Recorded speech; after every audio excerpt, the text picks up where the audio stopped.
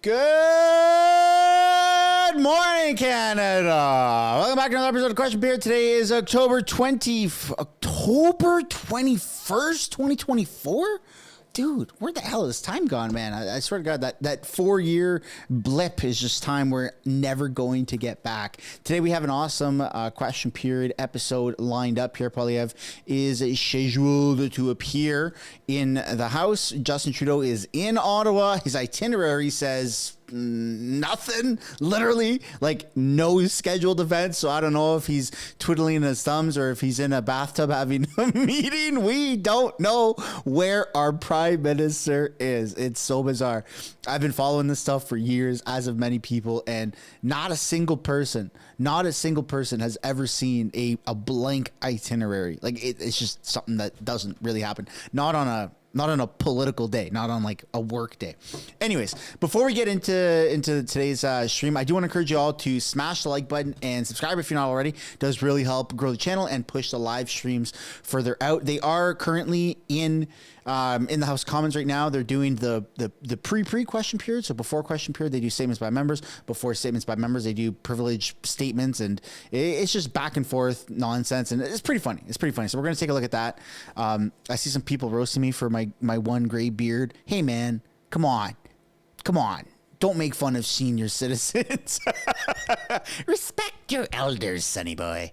All right, here we go, folks. Here we go. Somebody needs to write a book. Hope everyone had a fantastic weekend, by the way. Document, maybe. Except the one that said the comment that I saw, the gray hair. I hope you had an okay weekend, not a fantastic weekend.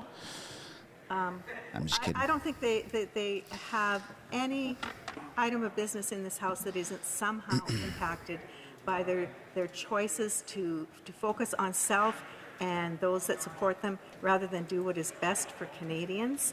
And I can hardly wait until we have the opportunity to change government. Reprise du débat, continuing debate. The honourable member for Red Deer Lacombe.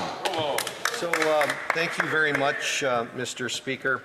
I don't mean to be preempting anybody in this place, but because I don't know if I'll be on my feet in this place tomorrow, I do want to just say something quickly. Tomorrow is October 22nd. And it was 10 years ago tomorrow that myself and a handful of people who still remain in this place had the unfortunate scenario of being locked down in this House of Commons. I was in the reading room in the Conservative caucus with Prime Minister Stephen Harper. When a gun. Are they still waiting for the documents before they get back to work? So we don't have answers about that. Yeah, they're still waiting for the documents. Technically, the government's still in like a soft freeze. While I'm on my they can get certain things done, but it hasn't resumed back to normal. Vincent, the warrant officer, was killed a few days earlier. To the family of Nathan Cirillo. And I just wanted to say thank you very much to the continued work of our Parliamentary Protective Services. It wasn't that way then. As a matter of fact, the current contingent was reorganized after that incident. But I wanted to throw out a thank you to J.J. Frankie, who was the security guard who was in our caucus room that day, and of course Constable Son, who actually took a bullet that day. And I want to thank fuck that terrorist that killed Nathan Cirillo. Go to hell. As a hunter, Mr. Speaker, I knew exactly what I heard outside the doors of that caucus room. And I could say, I know people that were there. I don't remember in 19 years, almost 19 years of doing this job, I don't remember every single day, but I remember that day. So now I'll move on, Mr. Speaker. I rise today to speak on a motion of privilege put forward by my Conservative colleague following the government's refusal to hand over all documents. Yeah, that stained this country, man. That was horrible what happened. To the Royal Canadian Mounted Police. In my 18 plus years as a parliamentarian in this House, I've understood that breaches of privilege of parliamentarians is a serious matter. However, it seems that this current Liberal government does not share that same understanding. The Liberal government has ignored the will of Parliament and Canadians once again. But let's go back and summarize this latest act of corruption by the Liberal government with a quick review of the timeline. In late 2018, the former industry minister expressed concerns regarding the chair of Sustainable Development Technology Canada, given that he had been publicly criticizing government legislation at the time. The then minister's office requested that the chair stop criticizing his government's legislation. The Minister at the time, the Prime Minister's office and Privy Council office were warned of the risks associated with their desire to replace the chair with a proposed candidate who was receiving Sustainable Development Technology Canada funding through one of their companies, which was a clear conflict of interest. In June 2019, the Minister decided to proceed with the appointment of a conflicted chair, despite repeated warnings expressed to the Minister's office. The new chair created an environment where conflict of interests are tolerated and managed by board members. Board members then went on to award Sustainable Development Technology Canada funding to companies in which they themselves hold stock or high-level positions within the companies that received the funding. 2 additional appointed and controversial board members engaged in unethical behavior in breach of the Conflict of Interest Act by approving funding to companies in which they hold ownership stakes. Innovation, Science and Economic Development Canada officials witnessed 186 conflicts at the board, but did not intervene. In November of 2022, whistleblowers raised internal concerns with the Auditor General about unethical practices at Sustainable Development Technology Canada. Matthew Galligan with the $2. Was briefed by the I have a million gray hairs. You're shortly still after the young. Commission's 2 independent I appreciate reports. it. Thank you. In September of 2023, the whistleblowers take the allegations public, and the Minister agrees to suspend Sustainable Development Technology Canada funding. In November of 2023, the Auditor General announces an audit of Sustainable Development Technology Canada. In June of 2024, the Auditor General report is released finding severe governance failures at Sustainable Development Technology Canada. And that brings us to where we are here today. On June 10th, this House adopted a motion calling for the production of various documents related to Sustainable Development Technology Canada to be turned over to the RCMP for review. It was passed by a majority of members in this House. In response to the motion adopted, departments either outright refused this House's order or redacted documents were turned over citing provisions of the Privacy Act or Access to Information Act in direct violation of the order that was voted on by a majority of members of this House. Nothing in that House order required redactions. The House enjoys the absolute, this House enjoys the absolute and unfettered power to order the production of documents that is not limited by any statute. These powers are rooted in the Constitution Act of 1867 and the Parliament of Canada Act. In response to the failure to produce documents, my colleague, the Conservative House Leader, raised a point of privilege, arguing that House privilege has been breached due to the failure to comply with the House's direct order. On September 26th, the ruling on this point of privilege was found that the privilege of the House had indeed been breached, and the Conservatives have been fighting for the will of Canadians and to uphold the powers of this House in this debate ever since. The whistleblower for Sustainable Development Technology Canada stated, and here's where I'm quoting, "I think the Auditor General's investigation was more of a cursory review. I don't think the goal and mandate of the Auditor General's office is to actually look into criminality. I'm not surprised by the fact that they haven't found anything criminal because they're not looking for intent.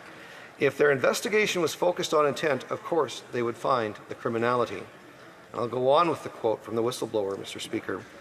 "I know the federal government, like the minister, has continued saying that there was no criminal intent and nothing was found, but I think the committee would agree that they're not to be trusted on this situation. I would happily agree to whatever the findings are by the RCMP. I would say that I wouldn't trust that there isn't criminality unless the RCMP is given full authority to investigate." Full authority, which means they have to have all of the facts. Not just the facts that the government chooses to release in direct contravention of an order passed by this House. So it is high time, Mr. Speaker, for the government to hand over the documents to the RCMP, for the RCMP themselves to determine the criminal activity in the Green Slush Fund scandal. The whistleblower continued by stating, "I am confident that the Auditor General would confirm the financial mismanagement at Sustainable Development Technology Canada and I remain equally confident that the RCMP will substantiate the criminal activities that occurred within the organization. The true failure of the situation stands at the feet of our current government, whose decision to protect wrongdoers and cover up their findings over the last 12 months is a serious indictment of how our democratic systems and institutions are being corrupted by political interference. It should never have taken 2 years for the issues to reach this point, and what should have been a straightforward process turned into a bureaucratic nightmare that allowed Sustainable Development Technology Canada to continue wasting millions of dollars and abusing countless employees over the last year. Conservatives know that the current government remains more concerned about their own insiders and friends and ministers than the issues that are facing ordinary everyday Canadians. I couldn't have said it better myself when the whistleblower for this massive government overreach said, "I think that the current government is more interested in protecting themselves and protecting the situation being a public nightmare, and they would rather protect wrongdoers and financial mismanagement than have to deal with a situation like this Sustainable Development Technology Canada and in the public sphere." It has become abundantly clear, Mr. Speaker, after 9 years, that this NDP Liberal government are not worth the cost, not worth the crime, not worth the corruption, and the Green Slush Fund scandal is just another scandal on the heap pile of the festering corruption of 9 years of this government. My Conservative colleagues and I prioritize the concept of responsible government in Canada. The government must answer to members as the representatives of the people and must be held accountable to Canadians who are suffering from the failed policies, actions, and inflationary spending of this government. In 2015, this Prime Minister set his core principles of open and accountable government as a central tenet of his office and the role of Cabinet. For years, the actions of this Liberal government have broken promises for this motto and now has failed to explain to Canadians where $400 million taxpayer dollars have gone under the Green Slush Fund. And just to refresh everybody's memory, the scandal, the $40 million that was through ad scam, is 1/10 of what just this particular scandal alone is. Oh my God. The minister's own statement in Open and Accountable Government states, creating the culture of integrity and accountability. That's so much money, man. Canadians will require constant attention and ongoing commitment by all of us throughout our mandate. This guide will serve as an important reference as we strive to provide an open and accountable government for all Canadians. Well, how does that turn out, Mr. Speaker? Broken promises, corruption, and scandal are now known by millions of Canadians as the core principles and tenets of this Liberal government and their Prime Minister, rather than their so-called open and accountable government document. You'll notice, Mr. Speaker, they never refer to it anymore. Mr. Speaker, you have ruled that the NDP Liberal government has violated a House order to turn over evidence to the police for a criminal investigation in this scandal. It is time for some accountability, and it is time to show Canadians where their tax dollars are really going. The Auditor General's findings reveal that Liberal appointees have paid $400 million to their own companies, involving not one, not two, not 10, not 50, not 100. Come on. But 186 conflicts of interest. What? Canada is struggling. This country feels broken under the leadership of this Prime Minister and his NDP Liberal government. Canadian families... What the hell's going on with Canada, man? Here at the grocery store and food banks have seen a 50% rise in visits since 2021. 2 million Canadians a month visiting food banks. Life has never been less affordable, more expensive. At a time when Canadians are struggling with an impossible cost of living, the Liberal government continues to spend recklessly, funneling taxpayer dollars to their friends and their insiders. To summarize the facts and this serious breach of privilege, Sustainable Development Technology Canada was established in 2001 by the 186 Canada conflicts of interest. Foundation for Sustainable Development Technology Act to fund the development and demonstration of new technologies that promote sustainable development.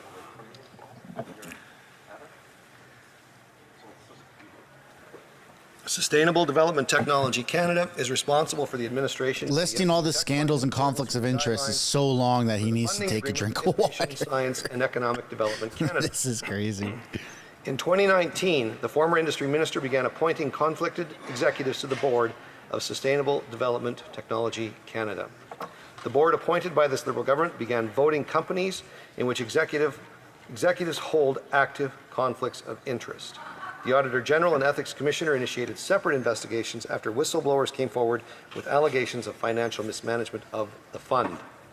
The Auditor General's investigation finds severe gaps in governance standards and uncovers that $400 million in Sustainable Development Technology Canada funding was awarded to projects in which board members, the ones making the decisions of the awards, were conflicted during the 5-year audit period.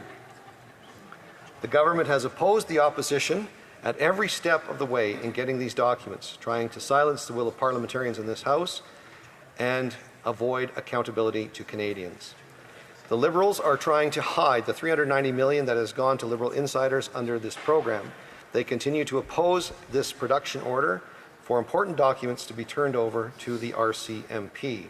The Prime Minister's personal department, the Privy Council Office, defied the order of the House to produce these documents and ordered departments to redact all sensitive information. The Prime Minister's office turned its back on Canadians by blacking out these documents, and Canadians want to know, what exactly is this government hiding? Under the leadership of this Prime Minister, Canada is facing corruption like we have never seen in my 18 years in this House. Conservatives have asked for these documents to hold this government to account. My voters in the riding of Red Deer Lacombe have had enough and want answers. The government needs to answer for their corrupt actions and release these documents. The Liberal government is resisting and hiding these documents because they know there is corruption that is yet to be revealed. If this were a private sector company, Mr. Speaker, we would be turning, or that company would be turning those documents over to police for immediate investigation. It's our job, not the job of police, to seek with the courts. It is our job to expose the corruption in the things we have authorized money for in this Parliament. It's our job, and it's time that the Liberal minister and this Prime Minister started caring about it.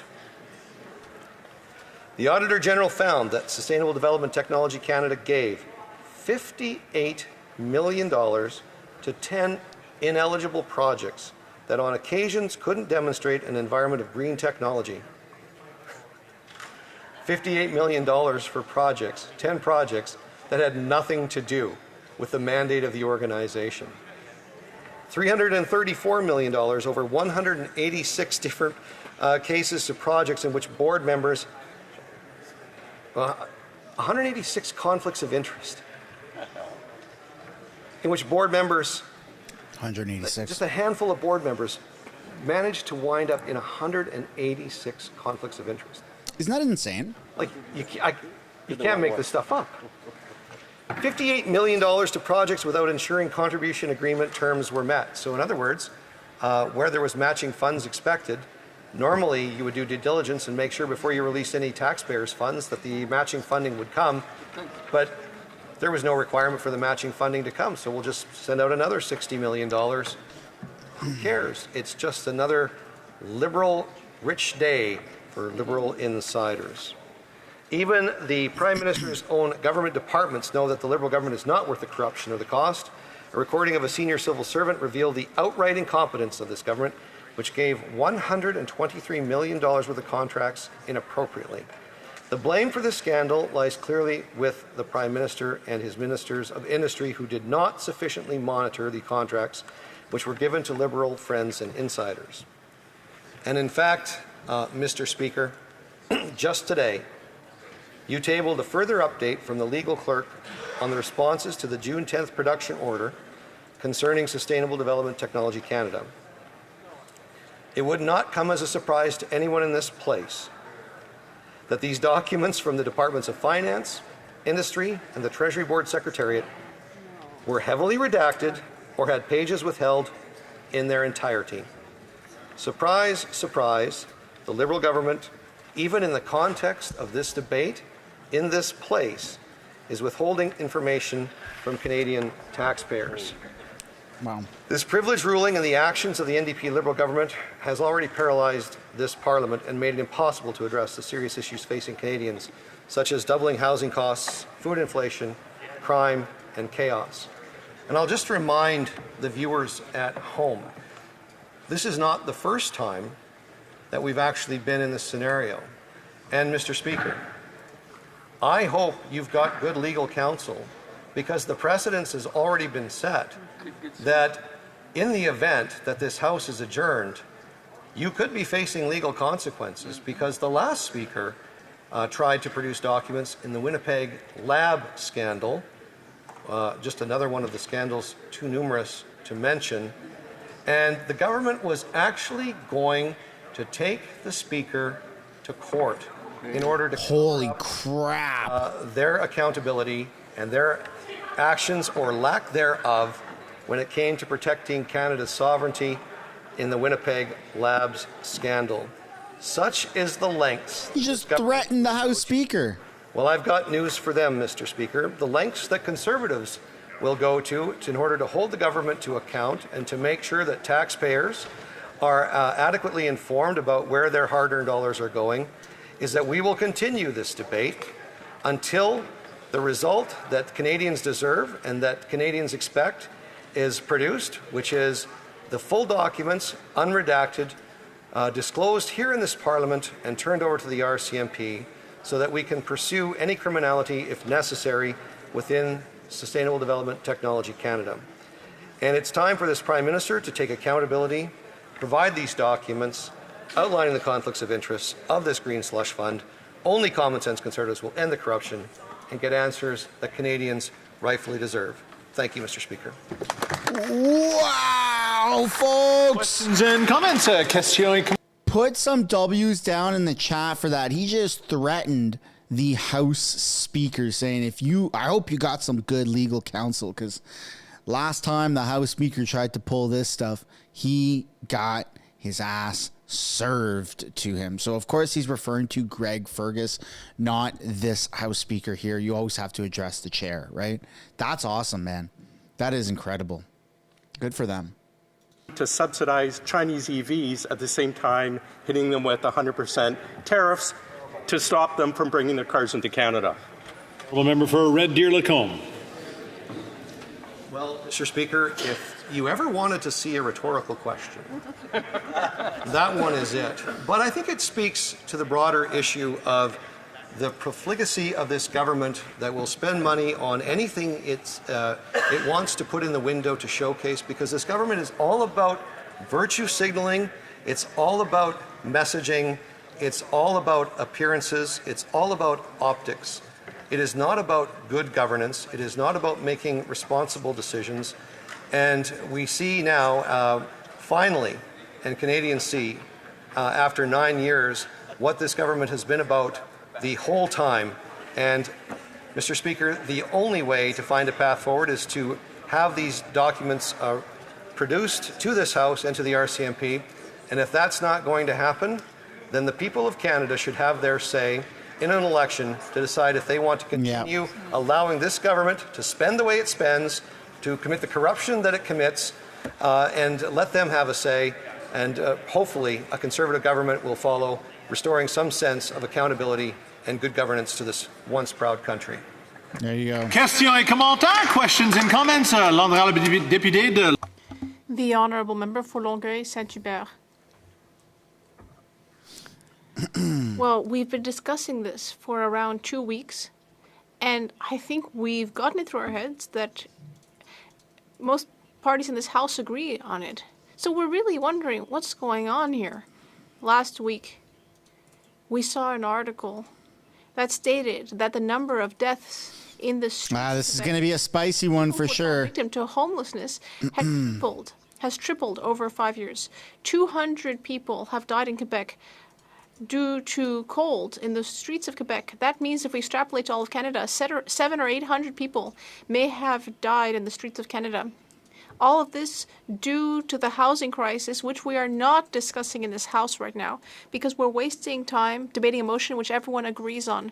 We all agree about accountability. We all agree about transparency. We are ready to vote on this matter. What are the Conservatives waiting for?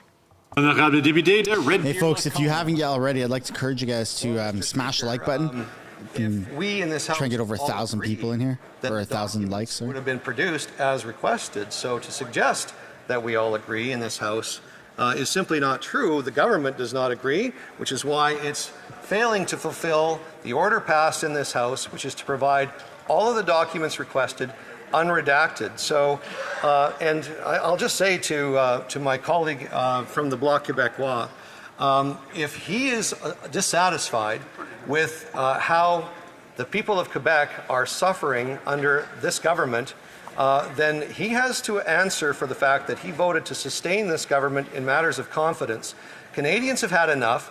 He's had enough. So what we should have, instead of this dystopian parliament that exists without the support of Canadians, he should be supporting non-confidence and making sure that we move to an election so that Canadians and Quebecers can have their say. Come on, questions and comments. The Honourable Parliamentary Secretary, Government House Leader.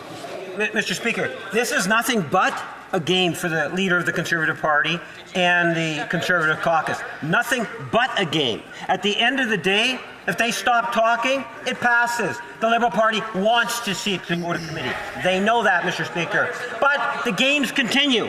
You know, the only government in the history of Canada to be held in contempt of Parliament in the history of Canada, in fact the Commonwealth, is Stephen Harper's government. By the way, when he was Prime Minister, who was the Parliamentary Secretary to the Prime Minister? No one but the leader of the Conservative Party. Today we have the leader of the Conservative Party saying he doesn't even want to get the security clearance, Mr. Speaker. The question is why? What is the history? What does the leader Matthew Galligan with the 10. Liberals are at war with the people they're supposed to serve. Simple as that. to the public, to the Canadian people, Mr. Speaker? Open and accountable government. I think that's what we all want. I want to see Pierre be the most transparent Prime Minister Canada has ever seen. Trouble hearing the honourable member ask the question, so I just want to make sure that we keep the tone down in the House. The honourable member for Red Deer Lacombe. Well, Mr. Speaker, that's just a red herring that the Parliamentary Secretary continues to Canadian Rick, members of Parliament from don't have an answer for you. Parties have security clearances. The leader you. of the Conservative Party has said quite clearly, if the Prime Minister and his Cabinet and caucus are so sure about themselves, they can simply release the names. I urge my colleague who asked the question to go to caucus this week and bring this up. That is, if they're not dealing with something else at caucus. In comment, question commentaire, the honourable member for Caribou Prince George. Thank you, Mr. Speaker. I listened intently to my honourable colleague with his speech and intervention, and he's done an incredible job over the last 9 years since I've been a member of Parliament exposing this government's corruption and scandal. Mr. Speaker, for those that are in the gallery that perhaps missed what we were talking about, and those in TV land that are watching, we're talking about over $400 million in taxpayer funds that the Auditor General found 186 conflicts of interest where Liberal insiders funneled that $480 million to their own pockets, into their own companies. So through you, Mr. Speaker, I will ask our honourable colleague, which I've asked our colleagues before, if somebody steals from you, do you go to a committee or do you go to the RCMP? The honourable member for Red Deer Lacombe. Well, I want to thank my sensible colleague from British Columbia for asking that question. Look, I said in my remarks, Mr. Speaker, that if this was a private sector company and there was over $400 million of suspected fraudulent activity going on in that company would have a responsibility to its shareholders if it was publicly traded, and a responsibility to its board and ownership if it was privately held, to take that information to the police for an investigation as soon as possible. As a matter of fact, Mr. Speaker, if they had that information in the private sector and didn't proceed with charges, one could assume that they were negligent or even compromised themselves, which I think, Mr. Speaker, my answer speaks for itself. Comments? The honourable member for Hamilton Centre. What, 3 weeks? 3 weeks into this debate, and yet we still have Conservative members being purposefully obtuse about what's actually before us. They wrote the motion to go to committee, and yet like they're pretending somehow that it's everybody else that's obstructing. So when they talk about Liberal insiders, will the honourable member finally come clean with Canadians and note that on March 24th, 2022, the same person in question, Annette Verschuren, donated to the Conservative Party as well. In fact, they have a long history, Mr. Speaker, of donating to the Conservative Party. So will they come clean and just admit that Liberal, Tory, same old story? Liberal, Tory, same old story. Red Deer Lacombe. Well, thank you very much, Mr. Speaker. My colleague has tried to put on a brave face, but a basic civics course would let you know who the actual government is.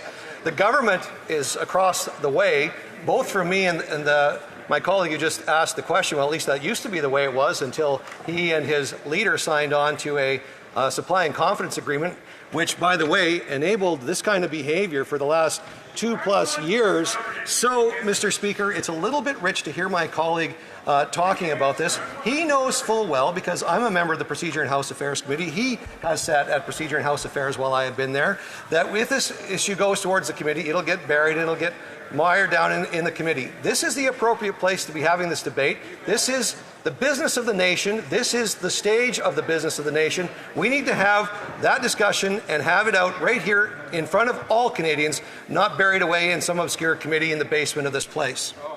Questions and comments? The honourable member for Waterloo. Thank you, Mr. Speaker. Mr. Speaker, I just will ask the member the same question I had asked earlier in regards to this question of privilege. It does appear, based on what I'm hearing, that all parties, all members are in support of this question of privilege and making sure that we are able to take the important work. I see the member who wants to chirp at me because he has a different question and he should wait his turn. I patiently just waited my turn. Okay. So the question I would ask to the member is, can he share, is there any member of parliament or any political party who is opposed to this question of privilege?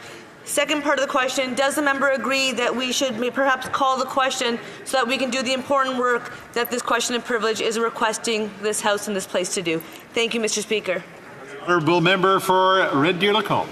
Well, thank you very much, Mr. Speaker. I'll remind my colleague that even though this debate has been going on for quite some time, this has been my first opportunity to speak on behalf of my constituents on this particular issue, and I was looking very much forward to that, Mr. Speaker. But as I also said in my remarks, and I don't know if my friend who asked the question was here, just this morning the Speaker tabled more documents in reference to this motion. The documents continue to be redacted, either in part or fully redacted. That's so corrupt. From the various government agencies from which the documents were requested. So Conservatives believe in transparency and accountability. We know the only way to get the full documents and to uphold the intent of the original motion that was passed is to make sure that those documents get deposited in this chamber before we dispose of this motion. Well, that's all the time we have for that debate today. So, well, until later, I guess. Statements by members. By members, déclaration de député. The honourable member for St. John's East.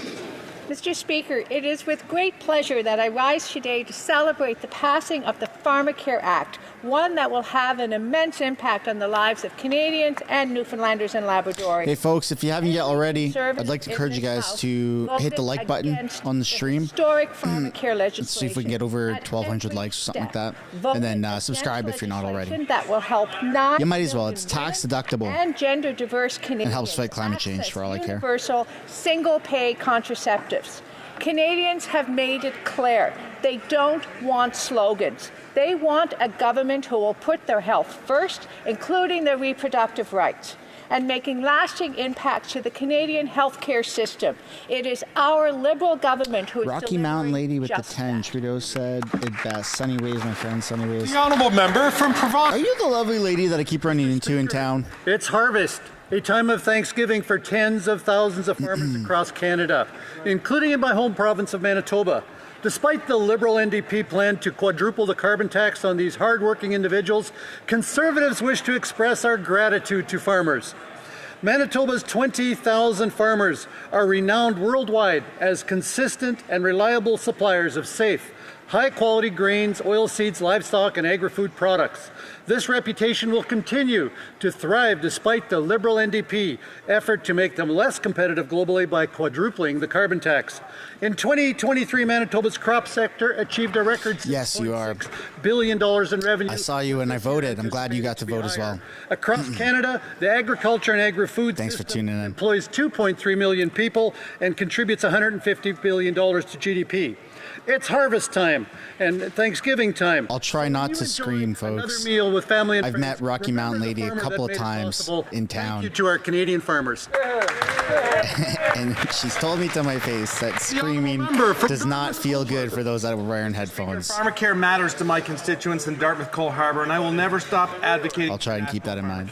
I don't believe that anyone should have to choose between paying their rent or paying for the prescription drugs they need. That's why we've laid a strong framework and launched the first phase of our plan. Cost is one of the biggest barriers for women to access contraceptives like birth control. But under our new pharmacare plan, women will get the access they need without having to empty their wallets. And no Nova Scotian with diabetes should ever feel the need to stretch their insulin doses or other medication just to try to make it last longer. Our pharmacare plan will be there to support folks living with diabetes so they no longer need to worry about the costs. They can focus on their health and well-being. Mr. Speaker, Canada is the only country in the world with universal health care that does not provide universal coverage for prescription drugs. And our Liberal government is working to fix that. The Honourable Member for Shefford. On October 11th, we marked International Day of the Girl Child under the theme Girls' Vision for the Future. What? It reminds us of the need for urgent action and persistent hope. Oh yeah, the beginning intro. Voices and it's always going to stay the same. In 2011, the General Assembly of the United Nations created International Day of the Girl Child to recognize girls' rights and the obstacles they must overcome. Future generations will be disproportionately affected by global crises, climate change, international conflicts, poverty, and the rolling back of hard-earned progress towards equal rights. But they can't see this vision through alone. They need allies. And don't forget the potential of 1.1 billion girls around the world is Matthew Galligan with the 5. Canadians want accountability. The glass ceilings maintained by Harper was stereotypes Prime and Minister for exclusion, 10 years, and it's his fault. particular to children with disabilities and children from 10 years ago, communities. And they're doing it as entrepreneurs, innovators, and leaders of global movements for future generations. Let's go, girls. The Honourable Member for Sunshine Coast. Let's go, girls. Mr. Speaker, this past Saturday, British Columbians braved an atmospheric river to vote for their next government. While a clear majority of British Columbians voted I met Shania Twain, believe in the science behind climate change and vaccines and rejected the conspiracy theories. There was some tension between Shania and I. The final makeup of the legislative I'm not going to lie. is still too close to call. We do know that West Vancouver Sunshine My wife was standing right there. She's like, it's Shania, what can I do? all from different parties. Congratulations, Randy Neal and Lynn Block, for your incredible campaigns and hard work. But I want to give a special shout out to Jeremy Valeriot, who after being ahead on election day 4 years ago by 60 votes, unfortunately didn't win. But this Saturday, he was officially declared the winner and the first ever Green MLA for the mainland of British Columbia. Tension, yeah, positive tension, not bad tension. Come on, man. Calls and connecting with voters is physically and emotionally demanding. So I want to congratulate Corinne Kirkpatrick, Sarah Eftikar, Archie Cario, Jen Ford, Shania is your one pass, Chris Horgesheimer, and Greg Reed for putting your name forward to be in the spotlight to represent our communities. Our province and democracy are better for it. The Honourable Member from Peterborough, Kawartha. The Finance Minister has missed the 2024 deficit target by 17%, making debt servicing charges the fastest growing budget item. No, it wasn't Small negative. Business Week. Can you imagine if the CFO of a business spent the majority of the budget on paying debt? It was more along the lines of, hey, Shania, Would go bankrupt. do your boots go under the bed? Asking for stories. What can I do to impress you? Kawartha. You know what I'm saying? Received hundreds of comments. No, not about negative tension. businesses Come on, donating folks. time. She's a sweetheart. She's a national treasure. Housing, organizations, and volunteers helping with the homelessness and opioid crisis. But this comment from Alan Clark really jumped off the page. The community has done more than the government to help the people. That is so true, Alan. The most compassionate thing a leader can do is make life more affordable. It is time for a government and leader who knows budgets don't balance themselves. It is time for a leader who empowers small businesses, cuts the taxes, and allows them to flourish and give to our community. Together, Conservatives will build a Canada that works for the people who do the work. The honourable member from Surrey Centre. Mr. Speaker, last week the RCMP revealed to Canadians allegations of transnational aggression by the Indian government. This includes tying murders of Canadian citizens on Canadian soil to agents of the Government of India, the use of organized crime to target the Sikh community in Canada, and foreign interference in our democratic processes. This very serious evidence has sent shockwaves through the community. Since then, our allies in the United States, New Zealand, United Kingdom, and Australia have come to support us in our investigation and have urged the Indian government to cooperate. I want to remind the Indian government that Canadians will not be intimidated by the acts of foreign interference and violence. We will not tolerate any nice video of me voting, eh? Yeah, a lot of people liked it. Harmful targeting of communities in Canada. Thank you, Mr. Speaker. Even Mr. Clinton Jaws. The honourable member from had something nice to say about it. Mr. Speaker, in the wake of the RCMP's alarming statement revealing that they have gathered credible evidence that agents of the Indian government are involved in serious criminal activity in Canada, including coercion, extortion, and homicides, many Canadians are understandably shaken and concerned for their safety. Trust in our institutions is being tested, and the sense of security that Canadians should feel has been deeply affected, particularly within the Sikh and South Asian community. Despite this unsettling news, we must recognize and thank our law enforcement agencies for their tireless work in uncovering these serious threats and taking decisive action to protect our communities. Their work is critical to ensuring the safety of every Canadian, and we stand firmly behind them as they continue these investigations. Together, we will hold those responsible to account. Thank you. The honourable member for Lévis-Lotbinière. Mr. Speaker, after 9 years of this Bloc-endorsed Liberal government, we already knew that the federal bureaucracy had reached monumental proportions. But we learned this week that the total number of federal public servants has gone up by 42%, with over 108,000 new employees on the public payroll. Costs, meanwhile, have gone up by 68% since 2016 and are now at a historic high of $67.4 billion of spending on the federal public service. That's enormous, Mr. Speaker.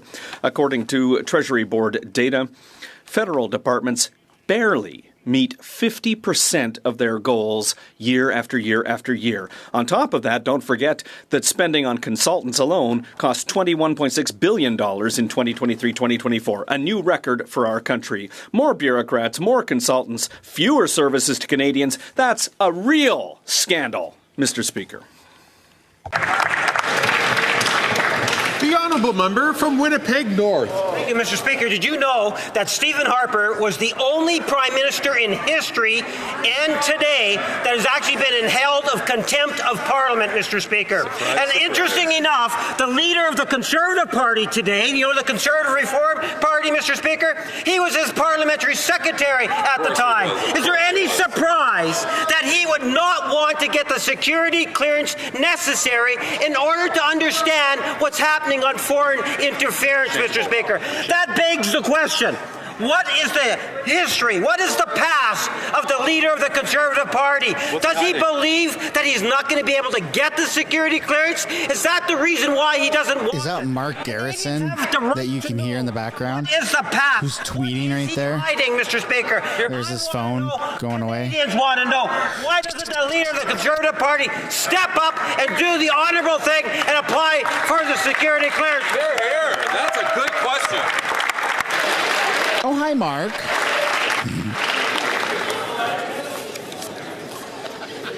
The honourable member from Mission Matsqui, Fraser Canyon. Mr. Speaker, after 9 years of NDP Liberals, taxes are up, costs are up, crime is up, and time is up. This weekend in Surrey, over 15,000 Down to the wire with the two saying Shania had a ranch in New Zealand. that invites residents. Yeah, she did. She got kicked out of Tennessee for free from farmers. Being too good looking. 250,000 pounds of produce. Fun fact.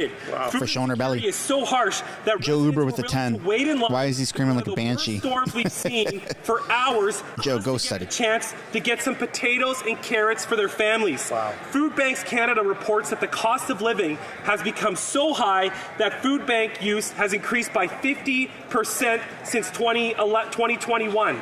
British Columbians have the second highest poverty rate in the country, impacting over 382,000 individuals. It's clear things are broken. Canadians need relief, but the Liberal NDP government is not listening. Only common sense Conservatives will reduce spending, eliminate the carbon tax, boost paychecks, and give families some much-needed relief, Mr. Speaker. The honourable member from Haliburton, Kawartha Lakes, Brock. Thank you, Speaker. After 9 years of these NDP Liberals, taxes are up, costs are up, crime is up, and time is up. Liberals once again find themselves mired in corruption and controversy as witness after witness testified that the Prime Minister and his ministers stood idly by while billions were stolen by businesses falsely claiming to be Indigenous owned. The Assembly of First Nations have testified that the vast majority of companies taking advantage of the Liberal government's Indigenous contracting program are actually shell companies. Rather than helping Conservatives uncover the truth and solve this problem, Liberal MPs held up committee and failed to address the issue of billions being misspent. Wow. While Liberal MPs stall and deflect, common sense Conservatives will continue to investigate the contracting abuse and theft taking place under this Liberal government. We Charity, SNC Lavalin, the Green Slush Fund, ArriveCan, foreign interference, and now Indigenous procurement. When will the Prime Minister do the right thing and call an election? The honourable member from Kingston in the Islands. Mr. Speaker, last Monday, the RCMP took the unprecedented step to inform Canadians that agents of the Government of India are involved in serious criminal activity on Canadian soil. These crimes represent a grave threat to our national security. Yet the leader of the Conservative Party is displaying a concerning lack of seriousness in response to the RCMP's alarming announcement. His failure to acknowledge the severity of these actions undermines public confidence in our institutions and Canada's commitment to upholding justice. As Shashi Kurl, president of Angus Reid, said, "I think that's Foley, and frankly, I think he should grow up, get the security clearance, and find out what he needs to find out." At a time when a unified response is required, the leader of the opposition's dismissal sends the wrong message both domestically and internationally. Canadians expect their leaders to prioritize national security and rule of law above partisan politics. Hear, hear.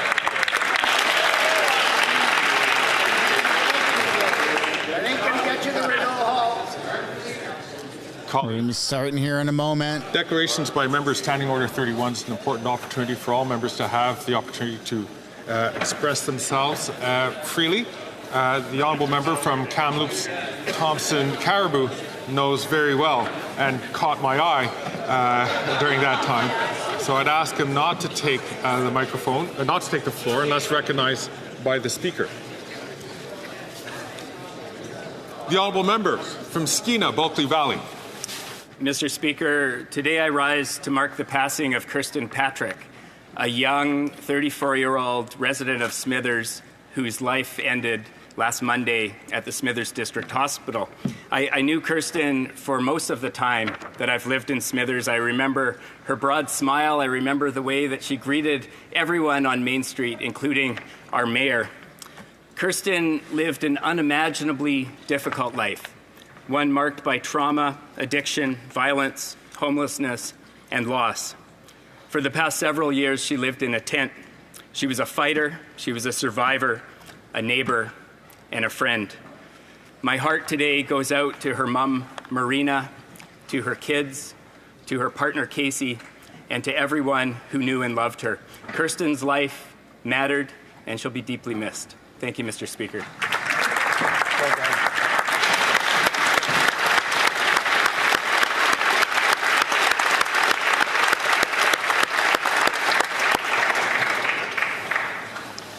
The Honourable Member for Salaberry-Surwa.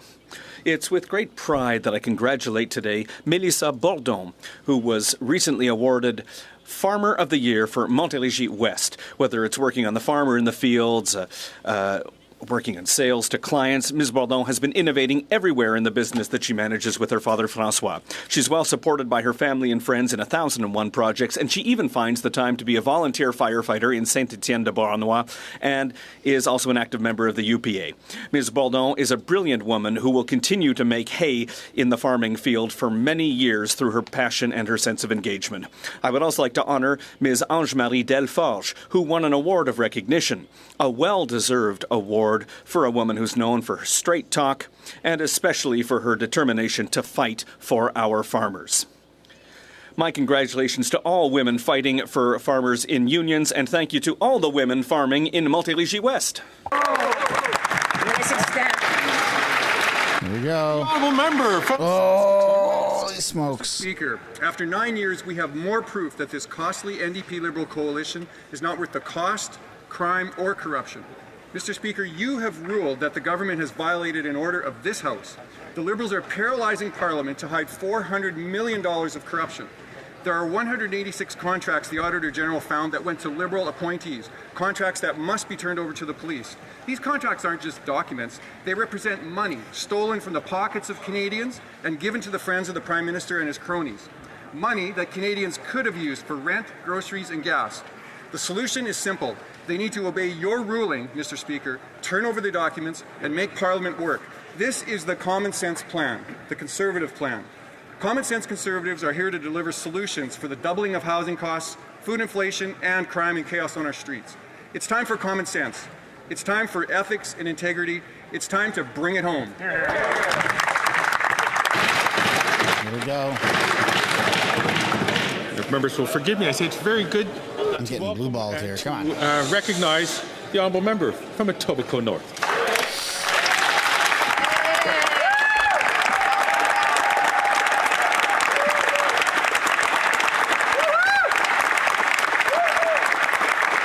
Come on now.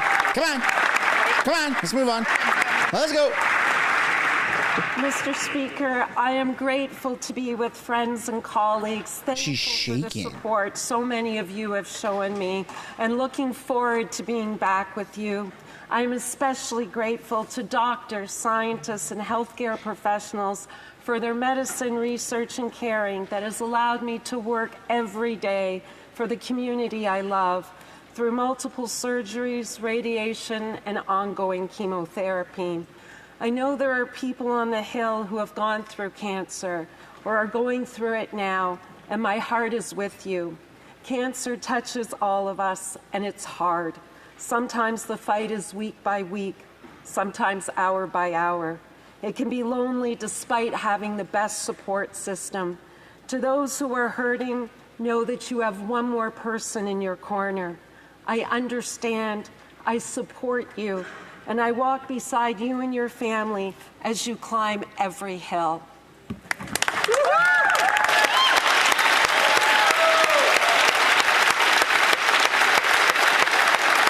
Here we go. Here we go. Here we go. Here we go. Here we go. Here we go. Here we go. Here we go. Come on now.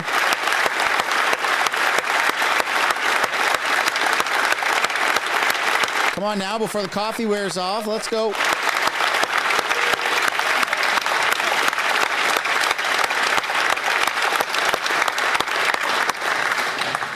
Oral questions. Oral questions. Questions orales. Honorable Leader of the Opposition, City Next Prime Minister Canada, Pierre, For 9 years, this Here we go. Prime Minister has doubled the cost of housing to the extent that the cost of a monthly mortgage payment in Quebec is $1,055 higher than it was 5 years ago.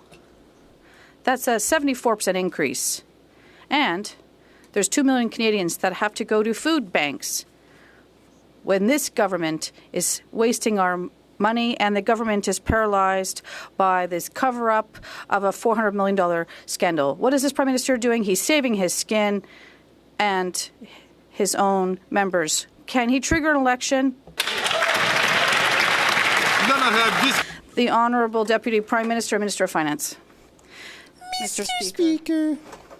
I'm happy that the Conservatives are starting with a question with respect to the Canadian economy, because I think that each of us can be happy that the inflation levels in September were at 1.6%. This is a great success for all Canadians. It will truly improve the life of Canadians, but the Conservatives don't want to talk about Canadian successes.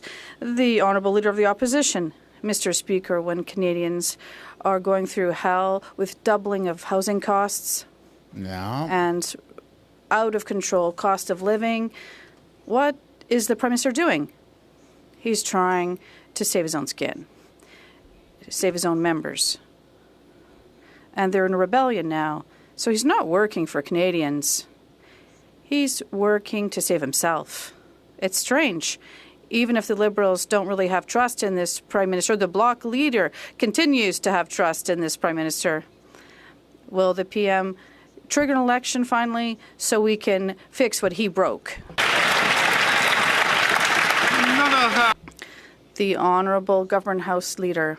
Thank you very much, Mr. Speaker. The question is why the Bloc leader, or the Conservative leader is obstructing the House of this work. We won 2 confidence votes, and it's only the Conservatives that don't want to have another vote because they'll lose once again, because this House does not have confidence in the Leader of the Opposition. The Honourable Leader of the Opposition. This weekend in Cloverdale, 15,000 people lined up in the pouring rain for the hopes that they might get a few rejected potatoes. It was Ugly Potato Day in that city. And 15,000 British Columbians are too hungry and desperate that they needed to go and collect those rejected foodstuffs. 2 million Canadians are lined up at food banks. There are 1,400 homeless encampments in Ontario today. And what is the Prime Minister doing? Working to save his political skin from his revolting caucus. This can't go on. Will he call a carbon tax election now? The Honourable Deputy Prime Minister and Minister of Finance. Mr. Speaker, I would really hope that every single MP in this House would agree that in our great country, no one should ever go hungry. But when Conservatives talk about the most vulnerable, there should be no but. Crying crocodile tears. And how do I know that, Mr. Speaker? I know that because they have had the gall to vote against a national school food program, a program that will feed 400,000 Canadian kids. How can they look themselves in the face when they oppose feeding Canadian kids? Yes, that's right. Man, what the hell is wrong with this lady? The opposition. That program, though it has costed millions, has not fed a single hungry child. It has fed bureaucracy, which is all it ever was intended to do. Meanwhile, 2 million people are lined up at food banks.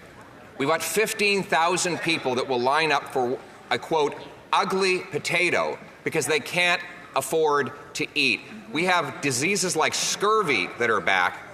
And 1 in 4 kids go to school hungry after 9 years of this Prime Minister, yet his priority is saving his political career from his revolting caucus. This cannot go on. Will he call a carbon tax election today? Yeah.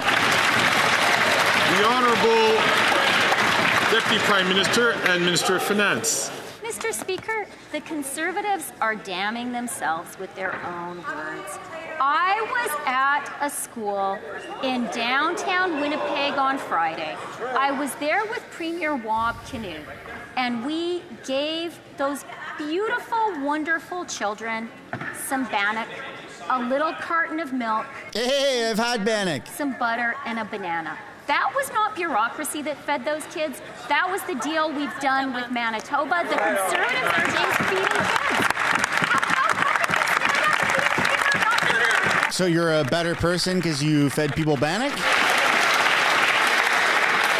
The Honourable... That's like a pretty racist thing to say. Leader of the Opposition.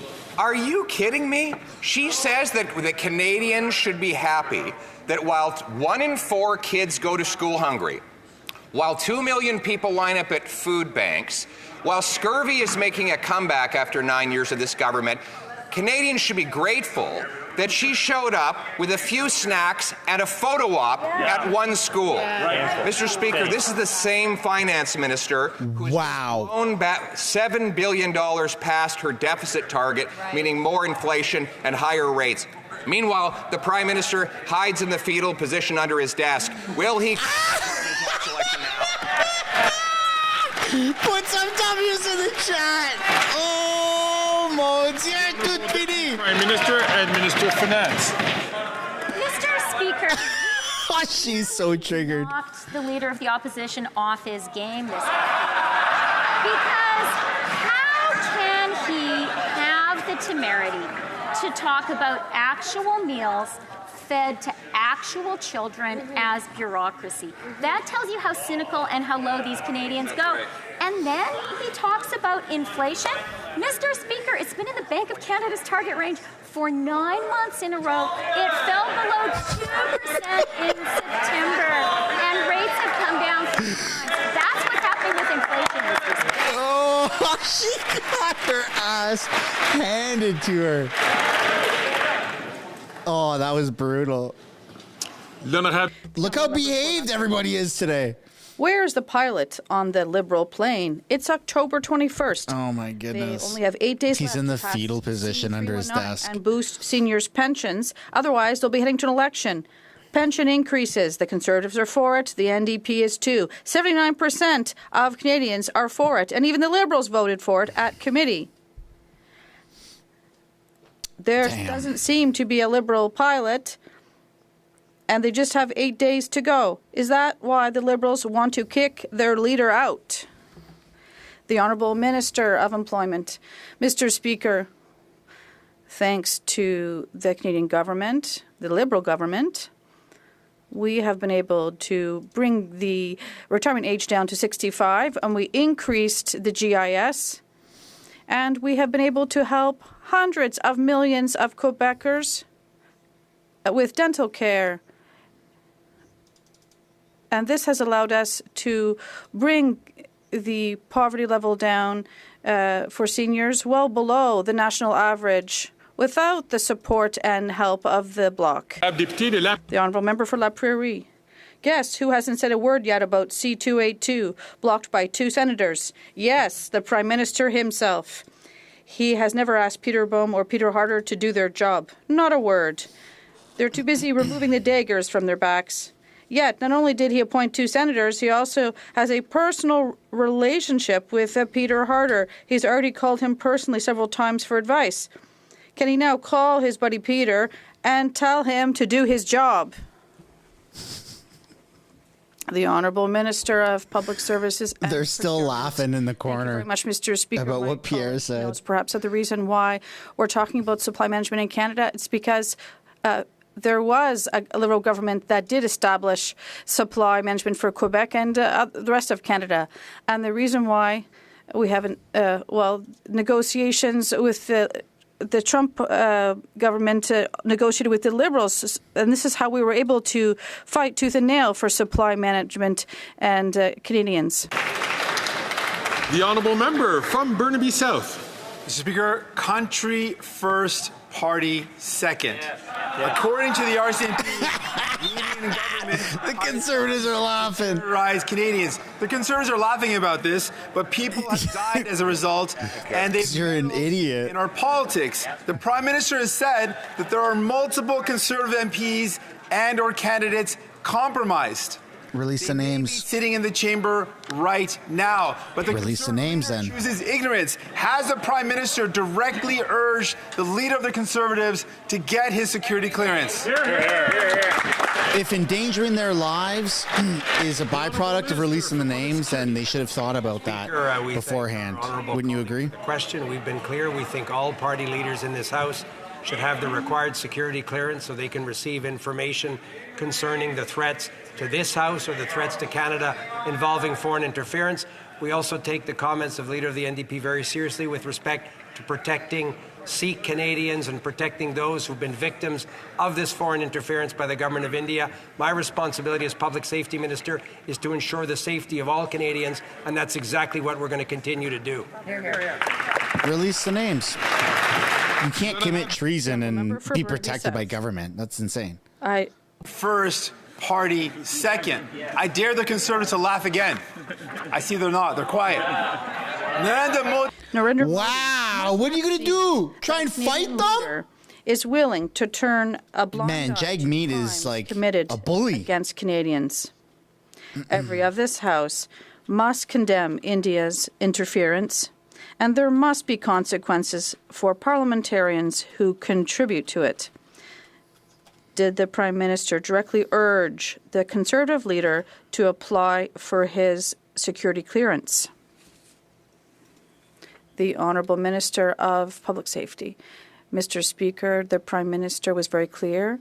We fundamentally believe that all party leaders in this House must have their security clearance appropriately so they can learn what is needed to manage their parliamentary caucuses and understand the threats that Canadians are facing. And I applaud fully the feelings of the NDP leader in terms of condemning the government of India's interference, and I congratulate the work of the RCMP for their work, and I know that the investigation underway will prove to be trustworthy. The Honourable Member from Thornhill. After 9 years of this NDP Liberal government, it seems that no part of Canadian life is safe from the Finance Minister's radical tax rampage. Not food, not home, not gas, and not even music. In response to new streaming taxes from this government, Spotify just announced that they're raising subscription fees by 15%. Even the simple things like kicking back and listening to your playlist isn't immune from this greedy government. When will the Finance Minister wake up, face the music, and finally admit that her new taxes and spending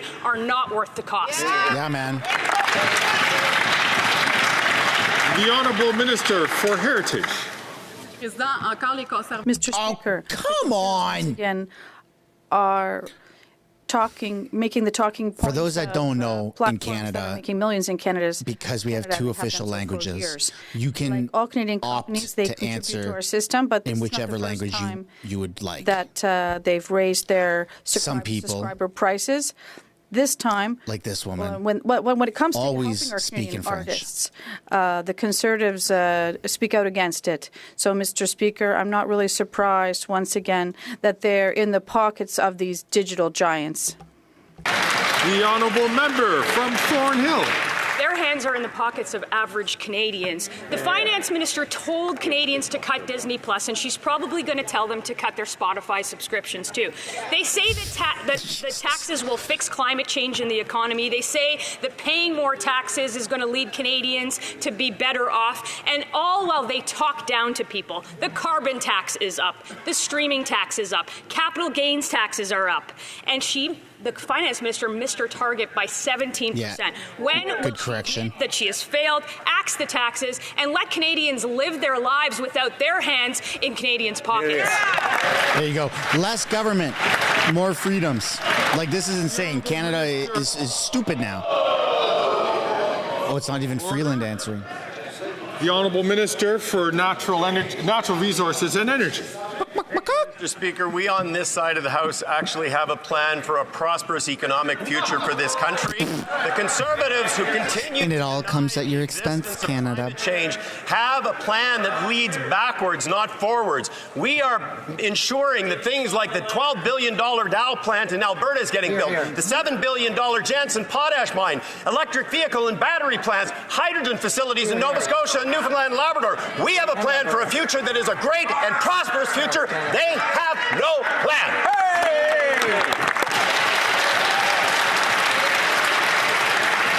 The Honourable Member for Foothills. Here are the consequences of the NDP Liberal plan. A new report shows that 35% of Alberta families are skipping meals because of high food costs. And yet, the Liberals and NDP tell Canadians they've never had it so good. But I'd like to remind the Prime Minister that his own parliamentary budget officer confirmed that Canadians are worse off paying the carbon tax. In fact, when the NDP Liberals quadruple the carbon tax, it will cost Alberta families $2,000 a year. Will the NDP Liberals just finally admit their carbon tax is a scam and call a carbon tax election. Man, the cost of everything is skyrocketing. It doesn't make any sense. Children and social development. On this side of the House, Mr. Speaker, we continue to fight for Canadian families. How do we do that, Mr. Speaker? One way is the Canada Child Benefit, Mr. Speaker. Families with children under the age of 6 can receive almost $7,800 each and every year per child, Mr. Speaker. This is tangible support that arrives each and every month to help families afford the basics or whatever their child needs. This is how we fight on this side for Canadian families, Dude, Mr. Speaker. the child benefit is canceled out by how much the average person pays into the carbon tax. Give the minister some actual facts of what real Canadian families are facing. Fact, 35% of Alberta families are skipping meals because of high food costs. Fact, food bank usage in Mississauga is up 60%. Fact, doctors are warning about scurvy because Canadians can't afford nutritious food. Fact, food inflation in Canada is 37% higher than the United States. Fact, their own parliamentary budget officer admitted and confirmed the carbon tax is all pain, no gain. Fact, the NDP Liberal government can end the pain they're inflicting on Canadians if they call a carbon tax election. Will they do it? Pretty simple. The Honourable Minister of Health. Well, Mr. Speaker, cutting a check that low-income Canadians are getting, the vast majority of them, over 80%, are getting more than they pay, is not going to fix an issue like scurvy. What's going to fix scurvy is certainly not cutting our health system. It's not getting rid of diabetes medication or getting rid of free dental care. It's not attacking the foundations of our health system, just as we're working with provinces and territories on solutions. Mr. Speaker, what is going to get it done in a time of global uncertainty is collaboration and working together, not nonsense slogans. These people are so delusional. Bellechasse, Les Inchemins. I can't wait for a conservative majority. The numbers speak for themselves. A September survey from the Quebec Association of Real Estate Brokers shows that the median price of a single-family home in Quebec has reached $450,000, an increase of 74% in 5 years. First-time home buyers now face an additional monthly expense of $1,055. In Saguenay, the purchase price has risen by $130,000, making home ownership even more difficult. What does the Bloc Liberal Coalition intend to do to help Quebecers? Farkle. The Honourable Minister of Housing, Infrastructure and Communities. Mr. Speaker, the question is very interesting. The member knows that we're investing to build affordable housing in Quebec and across the country. In Quebec, we're investing more than $9 million to build houses. It's interesting because the Conservative were against this program to build housing. When the Conservative leader was housing minister, he only built 6 housing units across our country, and this is unacceptable. The Honourable Member for Bellechasse, Les Inchemins-Lévis. Once again, the figures are alarming. In Trois-Rivières, the price of a single-family home has risen by $190,050. In Drummondville, it's an increase of $204,000. And that's not counting the other costs associated with owning a home. These increases testify to a growing crisis that merits urgent action. In concrete terms, what does the Bloc Liberal Coalition intend to do? The Honourable Minister of Public Services and Procurement. Thank you, Mr. Speaker. It's a coincidence that the Conservative leader is here today because I'd like to ask him to help me. Across Quebec, including in my colleague's riding, we'd like to find the 6 affordable housing units that the leader built across this country during his term. We still haven't found them. Could he come with me to Quebec to find them? I don't know if they realize that is almost like a nothing burger. Like, people don't care about that talking. The Honourable Member for Drummond. Recent events at Montreal's Bedford School remind us that it would be a serious mistake to take secularism for granted. On the contrary, we need to do even more. In Quebec, we're witnessing a return of religion in our schools after decades of fighting to keep it out. Gender equality, the separation of religion and state, is at the heart of Quebec's integration model, and it must be protected at all times, systematically, relentlessly. Can the government now pledge not to challenge Bill 21 at the Supreme Court. The Honourable Minister of Public Services and Procurement. Thank you, Mr. Speaker. Unfortunately, there are Bloc members that confuses the Quebec's government's responsibility with that of Canada's. We are not responsible for education. Perhaps the Bloc would like it to be, but it's not the Canadian government's responsible. If my colleague wishes it, I would ask him to seek a seat at the National Assembly of Quebec. The Honourable Member for Drummond. One day we will get there, Mr. Speaker. But I'd like to remind this House that it offers prayer every day before it begins its work. And I'd like to remind you that this government continues to maintain a religious exception in the criminal code for calls to violence, even murder. And this is very serious. I'd like to remind you that the So what about the Death to Canada comments? Who spends her time accusing Quebec's Bill 21 of every evil. And we're just growing further and further away from secularism. Will this government listen to reason and restrain its irresistible urge to weaken the Quebec model of secularism? The Honourable Minister of Public Services and Procurement. Thank you, Mr. Speaker. My colleague talks about urge. Well, if he does have an urge to talk about Quebec's responsibilities, we'd ask him to at the next elections to run for a seat at the Quebec National Assembly. The Honourable Member for Drummond. Usually I have respect for my colleague, but he's not even listening to my question, and he's just saying anything. Quebec has chosen an integration model based on common values, gender equality, separation of religion and state, and our historical heritage. Ottawa can choose the opposite model, multiculturalism, which basically tells people they don't have to change anything. They don't have to integrate. And they say, well, it's no big deal. The federal integration model is contrary to that of Quebec's. When will this government or the next government understand that multiculturalism doesn't work in Quebec? The Honourable Minister of Public Services and Procurement. Thank you, Mr. Speaker. Despite where the hell is Trudeau? I find it hard to answer a question that is I don't know if anyone jurisdiction has an answer for that. After 9 years of this NDP Liberal Prime Minister, Canadians are worse off. The effects of his deficits, his inflation, and his carbon tax hikes have been devastating.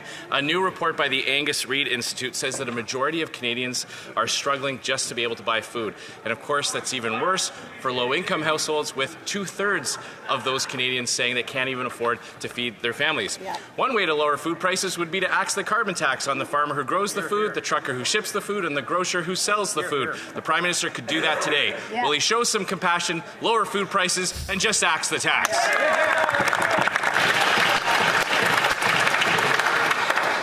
The Honourable Minister for Natural Resources and Energy. Thank you, Mr. Speaker. Every day we see the Conservatives get up in this House and tell mistruths. 8 out of 10 Canadian families get more money back than they pay in the price on pollution. Of course, it is no surprise when you hear what their closest friends and allies have to say. Danielle Smith believes planes are spraying chemtrails. Jess Crosby says climate change is bogus. And John Rustad says fighting climate change is a plot to reduce the human population and force people to eat bugs. Mr. Speaker, they say you can tell a lot about people from the company they keep. Well, Mr. Speaker, you certainly can. They literally are trying to switch protein to bug protein, though. What the hell? Although the Honourable Minister did not make reference to a particular member, I encourage all members, please, to skate further away from the line, especially in regards to using that word. The Honourable Member. The Honourable Member from Regina Capel. Obviously, the carbon tax scheme isn't making Canadians better off. Otherwise, 2/3 of low-income Canadians wouldn't be reporting that they can't afford to pay for groceries, and they wouldn't be lining up at food banks or waiting hours to get rejected potatoes. The Parliamentary Budget Office, the government's own watchdog, has concluded that when you factor in all the costs of the carbon tax, and remember, Canadians don't get to pick and choose which costs they pay, when you factor it all in, after they're done quadrupling the carbon tax, a family in Ontario will be $1,400 poorer. New Brunswick, $1,000 poorer. Saskatchewan, $2,000 poorer. So why not let the people decide in a carbon tax election? The Honourable Minister for Natural Resources and Energy. Thank you, Mr. Speaker. Look, the Parliamentary Budget Officer and 300 economists across this country have said that 8 out of 10 Canadian families get more money back, and it works directly inverse to income. By taking away the price on pollution, you will actually make the most vulnerable more vulnerable. The Leader of the Opposition and his caucus know that, but certainly... The Chair is having some difficulty hearing the answer of the Honourable Member. I'm going to ask the Honourable Minister to start from the top. I'm going to ask all members, please, I'm going to ask the Honourable Member from Foothills, please, to not speak when not recognized by the Chair. The Honourable Minister. Thank you, Mr. Speaker. But we know that the Conservative Party of Canada actually doesn't believe in the reality of climate change, nor do they have a plan for the economic future. They are no different from Mr. Rustad, who has endorsed the Leader of the Opposition, who says we should not be trying to fight climate change. I don't think they're supposed to be talking about provincial matters at the federal level like that. And many other candidates have essentially said we do not need to fight climate change. Well, Canadians know that climate change is real. Canadians know you need a plan for the future of the economy, and that is what is on this side of the House. Shame on you.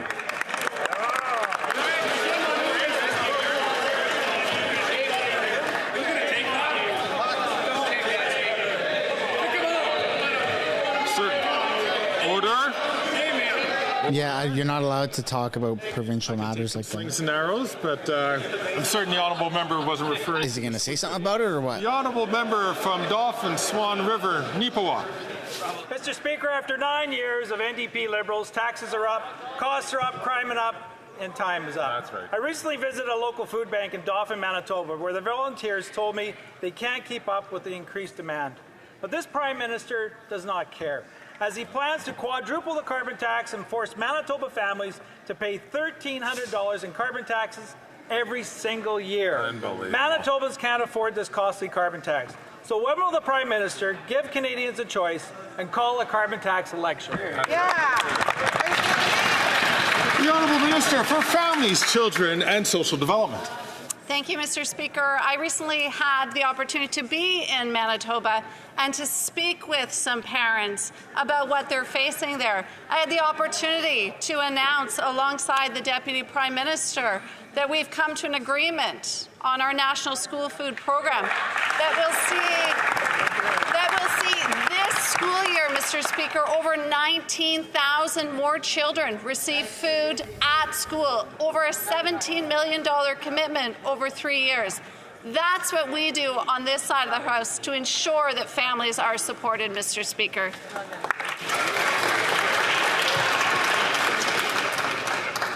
The Honourable Member from Port Moody, Coquitlam. Mr. Speaker, flight attendants, who are predominantly women, work an average of 35 hours a month unpaid. Wow. Consecutive Liberal and Conservative governments have overlooked this issue for decades. Yeah. The big airline bosses are profiting off of unpaid labor of flight attendants. It's time for this exploitation to end. Today, I will be tabling a bill to end unpaid work for all flight attendants in Canada. Will this government support it? Good question. Here. Yeah, I mean, that makes sense. For seniors, why is that government? That's a private company. Canadian airlines are, of course, private sector entities. Yeah. The government sets a minimum standard and lets the hard work of collective bargaining take it from there. Flight attendants have a collective agreement which sets out their hours and their wages, and it's not my place to comment on it, Mr. Speaker. Whoa. I mean, that's rough. That Honourable Member is not an appropriate answer. Mr. Speaker, they are dying in the streets, on park benches, in alleyways, or even in outdoor toilets. The number of homeless individuals who have died has skyrocketed. It has tripled over the last few years. If you guys haven't yet already, I'd like to encourage you guys to smash the like button and subscribe. It's free to do. This housing crisis is killing people. And the Liberals and the Conservatives have let this crisis get worse in order to make big developers richer. They have placed profits above people. What will the Liberals do to house people and save lives? The Honourable Minister for Economic Development of Quebec. My colleague and I both represent the eastern part of Montreal, and we see that there is a human crisis here. Unlike the Conservatives, who are exploiting this misery to score points, we on this side of the House will be working hard with municipalities to put a roof over everyone's head. The honourable member from Etobicoke Centre. Mr. Speaker, recently I spoke in this House about the growth of radical far-right movements. They've organized disinformation campaigns, impacted how some people and politicians treat others, and have led some politicians to act against the best interests of Canadians. Our government has said that Canada will stand with the Ukrainian people until they win. Ukraine must win because their victory is essential to Canada's security. There is a coordinated Russian campaign to spread disinformation, sow distrust, and encourage isolationism. Could the Minister of International Trade please share with us how Russian foreign interference is a threat to our support of Ukraine and to all Canadians?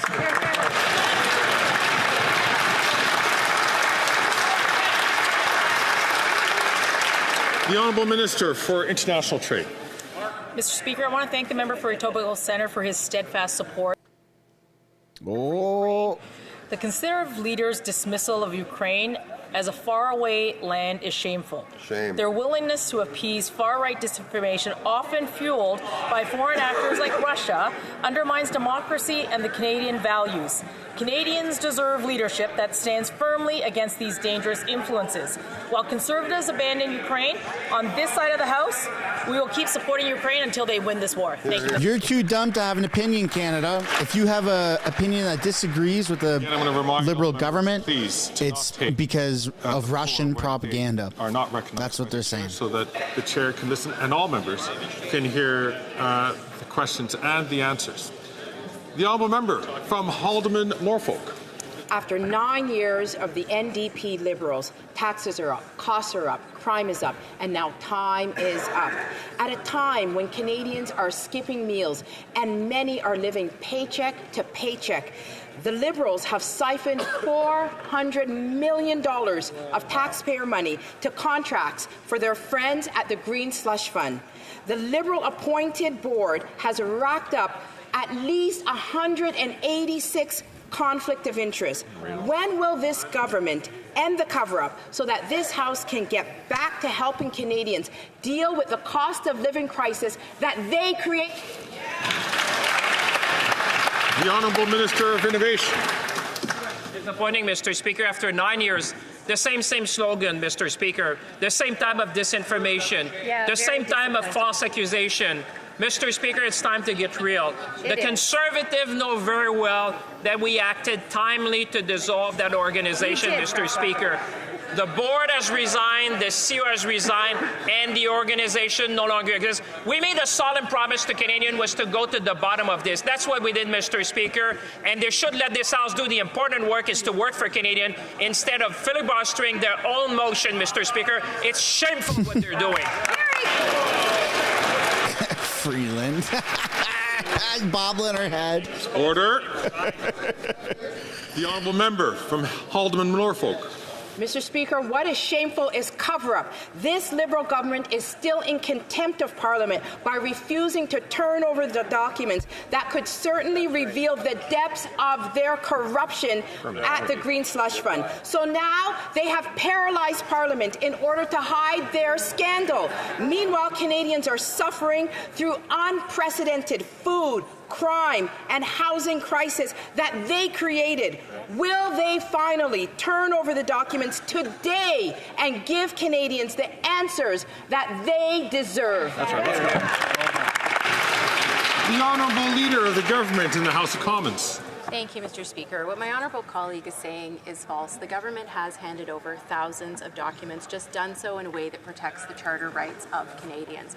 What is true, Mr. Speaker, is that the Conservatives are filibustering their own motion because they don't want to respect your ruling, which asked that this unprecedented motion would go to committee. Mr. Speaker, I think there's only one thing the Conservatives are afraid of. They don't want this House to get to work because they know that if there's another confidence motion, corruption, the Conservative leader will lose it. Thank you, Mr. Speaker. There you go. Here. The honourable member from Barrie Innisfil. Well, after 9 years of this NDP Liberal coalition, taxes, costs, and crime are all up, and now their time is up. After Liberal-appointed board members of SDTC were caught funneling $400 million tax dollars to 186 of their companies, why won't the NDP Liberals end the cover-up today by releasing the documents as Parliament ordered and that you agreed with, Mr. Speaker, so that there can be accountability for the obvious corruption and potential crimes that have taken place under this costly coalition? The Honourable Leader of the Government in the House of Commons. Thank you, Mr. Speaker. The truth is, your ruling was to send this matter to committee for further study because it was unprecedented what the Conservatives were asking for. Mr. Speaker, we agree with your ruling. It is only the Conservatives who are obstructing their own obstruction because they don't want the truth to come out, which is that they are trying to abuse the extraordinary privileges they have to override the rights of Canadians. Thank you, Mr. Speaker. The honourable member from Barrie Innisfil. Well, the truth is that there is more proof there that these Liberals are not worth the cost, the crime, and the corruption. Here are the facts. 186 conflicts of interest took place. 400 million tax dollars were funneled to the companies of Liberal-appointed board members. You, Mr. Speaker, ruled that the evidence needs to be handed over unredacted as Parliament has amended. We need to see the names. Why are the NDP Liberals not releasing the documents? What and who are they covering up for? The Honourable Leader of the Government in the House of Commons. It's typical for the Conservatives to omit the facts that are inconvenient to them because the fact of the matter is that we have provided thousands of pages of documents already that we The fact of the matter your is ruling, which is to send this matter to committee for further study because I think as all Canadians would appreciate and expect, they expect that police follow due process. They expect that parliamentarians support their rights. They would expect that parliamentarians don't try to abuse their extraordinary powers to go after their own partisan vendettas and attack Canadians. Thank you, Mr. Speaker. Good answer. Fucking Freeland. Gonna have Député de Rivière. The Honourable Member for Rivière du Nord. Mr. Speaker, as we speak, 3 vehicles have been set on fire in just 3 days in Ahuntsic. The federal government needs to realize that Quebec is now once again in a gang war with members that are younger and younger, practically child soldiers. This war is also costing innocent lives, like the lives of Léonore Géaudy and her 7-year-old daughter Vérane, who were collateral victims of criminal arson in Old Montreal on October 5th. And yet we're getting radio silence from Ottawa. What is this government waiting for? Why doesn't it crack down on these criminal gangs? The Honourable Minister of Public Safety. Mr. Speaker, on the contrary, we are not waiting. We are taking strong action. We are increasing staffing at the RCMP. We are investing in areas where the Conservatives cut, for example, in border services. And we are doing this in order to crack down on the criminal gangs. I had a very positive discussion with Minister Bonnardel during our federal provincial meeting last week. We agreed to continue working together. I will support him in what he's doing to ensure, for example, that drones cannot smuggle contraband into Quebec prisons. We will work together to do something about this. The Honourable Member. That's just not enough, Mr. Speaker. This gang warfare is affecting all of Quebec. In Montreal, 2 people died in an extortion-related arson case. In Frampton, a 14-year-old youth died, and it seems that it was because he was trying to attack the Hells Angels. Imagine that.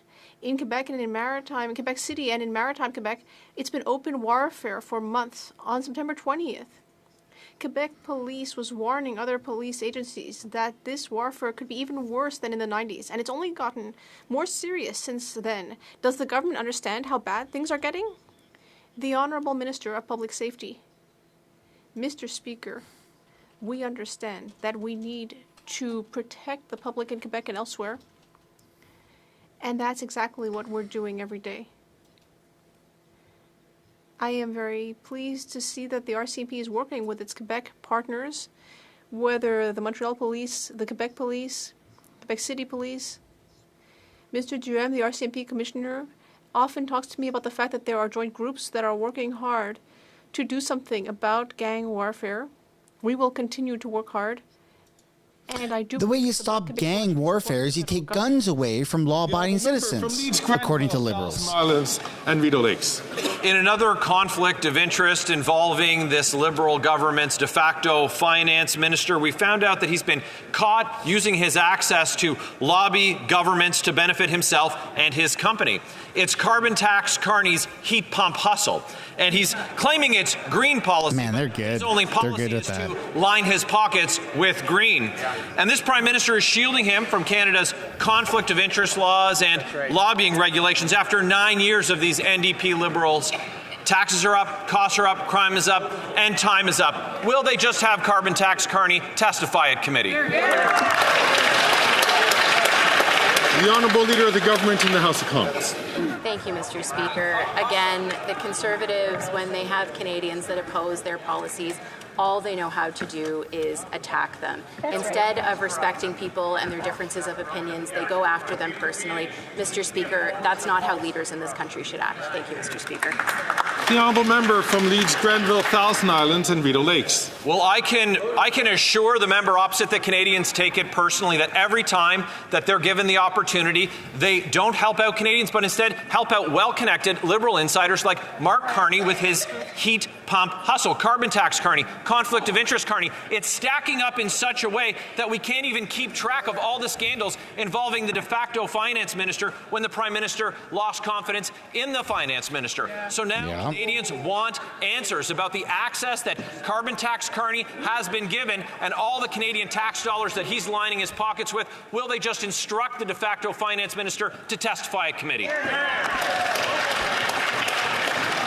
The Honourable Leader of the Government in the House of Commons. Mr. Speaker, again, there they go attacking private citizens. And it just goes to show anytime a Canadian citizen speaks up against them, what do? They go on the personal attack. But, Mr. Speaker, I have a question for the Conservatives and the Conservative leader.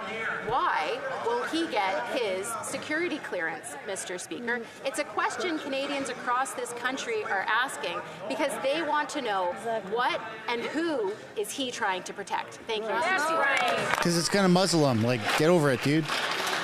It's pretty simple. Been explained a bunch of times. The Honourable Member from Bay of Quinte. Mr. Speaker, after 9 years of this government, we have taxes up, we have costs up, times up, and credit card fees are up. And this government announced that they lowered credit fees, but this announcement flopped like a soggy pancake. Stripe, where Liberal leadership candidate Mark Carney sits on the board, said savings won't be passed on to consumers because of other rising costs. Wow, even Liberal insiders tied to oligopolies know that this government's announcements fall flat. When will these governments learn it's not Carney Canadians need, it's competition, and a Prime Minister who will flip real results for Canadians and their families? The Honourable Leader of the Government in the House of Commons. Mr. Speaker, the question on Canadians' minds this week is why will the Leader of the Opposition not get his security clearance? That's right. Mr. Speaker, every Canadian is wondering, what is it that he is trying to hide, or what is it that he is trying to protect? It's an easy thing to do. All the other leaders in this place have done it. Why won't the Leader of the Opposition get his security clearance? Good question.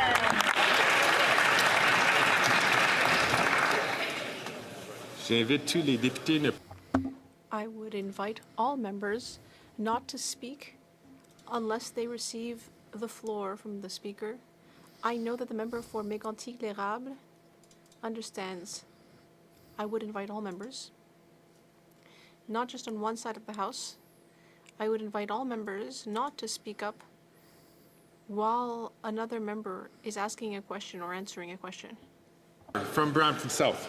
Mr. Speaker, the events of the past year and the announcement last week have shaken many Canadians, particularly those in Indo-Canadians and Sikh communities. Canada is a country rooted in the rule of law. The safety and security of our citizens is a top priority of our government. Can the Minister of Foreign Affairs update this House on the additional steps our government took to protect Canadians?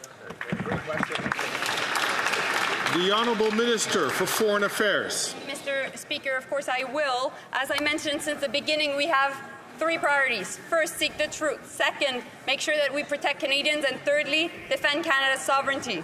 Based on information provided by the RCMP, we asked India to lift the diplomatic immunity on 6 of their diplomats. Unfortunately, Dude, she really thinks that she's like an action figure, eh? therefore, since Canadian safety was at risk, I decided to expel them from Canada. Let me be clear, Canada doesn't seek diplomatic confrontation. They didn't get expelled, with India, but of course, we won't sit idle with this information. Thank you. They didn't get expelled. They were recalled by the Indian government. The honourable member for. And then like 6 hours later, they were expelled. Mr. Speaker, for 3 weeks, the Minister of Justice has been blaming the Premier of Quebec for the crime that is running rampant in the province.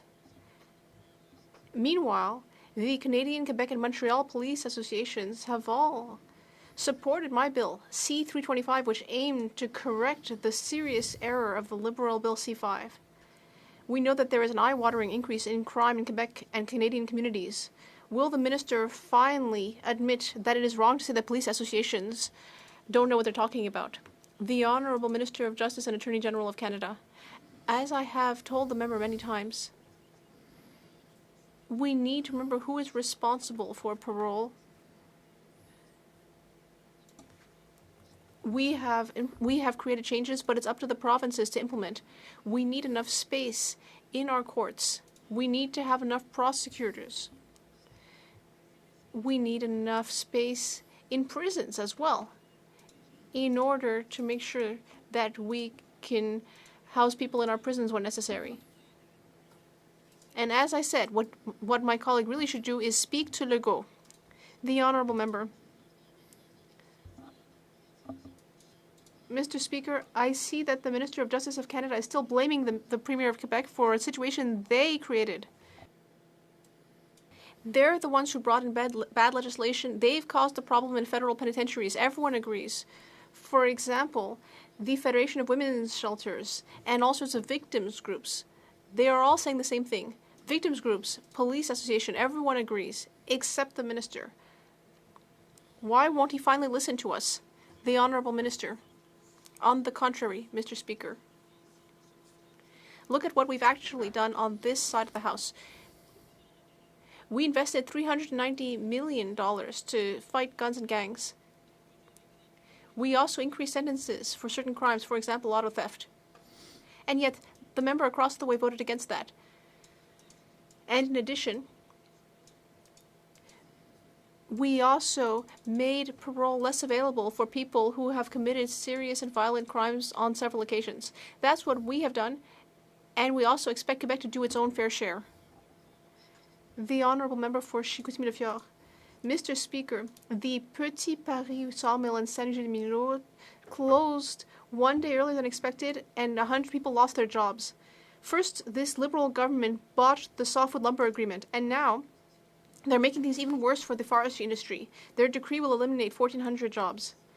And yet the Bloc Québécois seems to want to support this government nonetheless. Why does this government keep hurting the forestry industry, even though it is one of the main economic supports of our regions? The Honourable Minister of the Environment and Climate Change. Thank you, Mr. Speaker. I would like to remind my colleague that we are working closely with all stakeholders in the forestry industry, workers, businesses, communities, environmental groups, First Nations. We are also working closely with the Government of Quebec to find sustainable solutions for a sustainable forestry industry in Quebec. The Honourable Member from Surrey Newton. Mr. Speaker, we have seen a rise in serious crimes targeting Sikh Canadians and the South Asian community, leaving many Canadians feeling anxious and unsafe. Last week, the RCMP confirmed that the agents of Government of India have been involved in these crimes. Can the Minister of Public Safety please explain how the government is taking steps to ensure that all Canadians can feel safe in their communities? The Honourable Minister for Public Safety. Mr. Speaker, I want to thank our colleague from Surrey Newton for that question. He's right. Last week, the RCMP took the unprecedented step to share with Canadians information about a significant public safety threat. The alleged actions are a grave violation of Canada's sovereignty and the rule of law. We stand with the Sikh community, the South Asian community, in terms of assuring their safety. I want to thank all of those involved in this complex investigation. The RCMP, their partners in provincial and municipal police have done terrific work. Our priority is always the safety of all Canadians, and the RCMP will work with us to continue to assure that. The Honourable Member from Windsor West. Mr. Speaker, the multi-billion-dollar telecom company Rogers says that their latest price hike is the result of increasing cost of technology. Canadians aren't buying it, but they're paying for it. They were misled, and this is another ploy to get ripped off by Rogers, who just gouged out record profits. Now the Conservatives... If you close your eyes or something, it sounds like a Mr. Potato Head. ...losing their maximum donations they receive from the company's owner. And the Liberals keep handing out millions of taxpayer dollars to Rogers, who is gouging those same taxpayers. Why do the Liberals, like the Conservatives, ratchet up corporate greed at the expense of Canadians? Why won't they stand up to Rogers?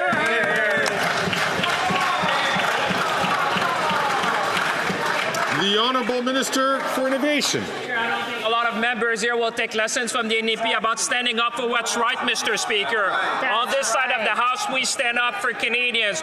We stood up to Rogers. We said no to their proposed merger, Mr. Speaker. We imposed the harshest condition in our nation history in a telecom, Mr. Speaker. That's right. We're always on the side of consumers, Mr. Speaker. We want more competition in this country, more choice for consumer, and lower price for Canadians.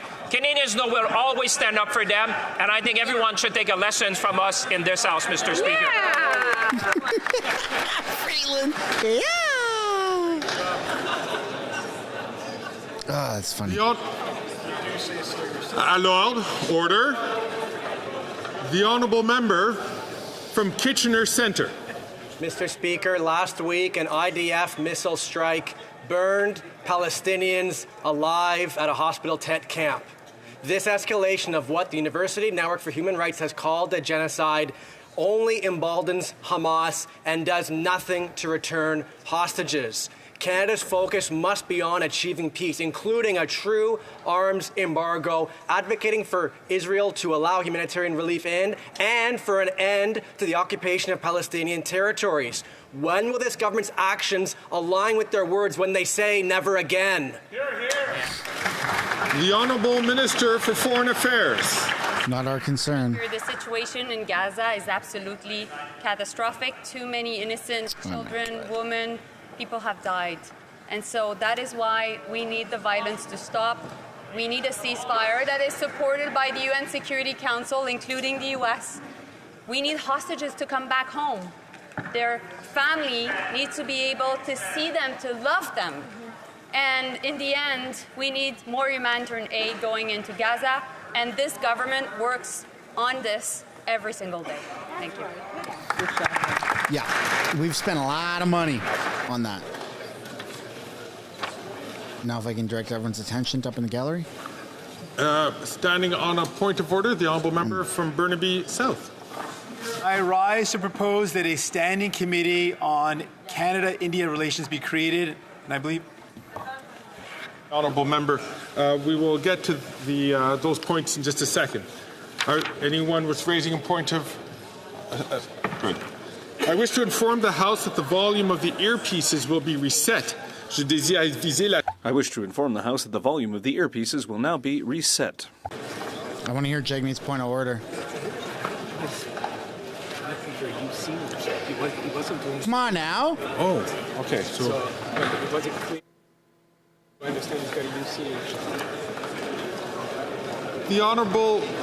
Do I understand that the Honourable Member from Burnaby South has a unanimous consent motion? I rise to propose that a standing committee on Canada-India relations be created. So if you seek it, you should find unanimous consent for the following motion.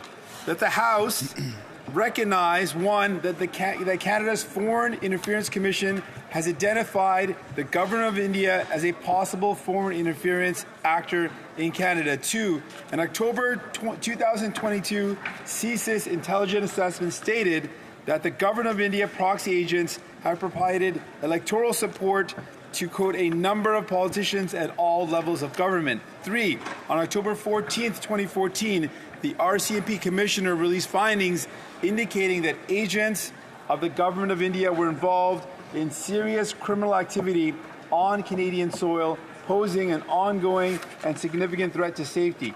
The House appoint a special committee with a mandate to conduct hearings to examine and review all aspects of Canada government of India relationships, including but not limited to diplomatic, consular, legal, security, public safety, political, and economic relations, provided that A, the committee be composed of 12 members, of which 6 shall be from the government party, 4 shall be from the official opposition, 1 shall be from the Bloc Québécois, and 1 shall be from the New Democratic Party. B, the whips of the recognized parties shall deposit with the clerk of the House the list of their members to serve on the committee within 4 calendar days after the adoption of this motion. C, changes to the membership of the committee shall be effective immediately after notification of the relevant whip by the relevant whip have been filed with the clerk of the House. D, membership substitutions be permitted if required in the manner provided for in the Standing Order 114 sub 2. E, the clerk of the House shall convene an organizational meeting within 1 week after the adoption of this motion. F, the chair of the committee shall be a member of the government party. The first vice chairs shall be members. Matthew Galligan with the 10. Second vice chair talking about how Kevin was crying about Stephen Harper. The third vice chair shall be a member. That's all they do. Of the New Democratic They blame Party. Harper. Thank you. G, the quorum of the committee be as provided for. Poor man's poet with the 10. Provided that the chair be authorized. Miss Twitchy Squeaker skipped her Valium this morning. To have that evidence printed when at least 4 members are present, including 1 member of the opposition and 1 member of the government. H, the committee be granted all of the powers of a standing committee as provided in the Matthew Galligan with the 2. Freeland is triggered because Pierre speaks the truth. Travel. Yeah, she definitely got staff extremely triggered. Outside of Canada. 2, authorized video and audio broadcasting of any or all proceedings. I, the provision. Wait, whoa. What did he say about audio broadcasting? Staff inside and outside of Canada. 2, powers of a standing committee as provided in the standing orders, including the power to travel, accompanied by the necessary staff inside and outside of Canada. 2, authorized video and audio broadcasting of any or all proceedings. Oh, authorized. I, the provision of the Standing Order 106. Okay, my bad. I thought he said the committee.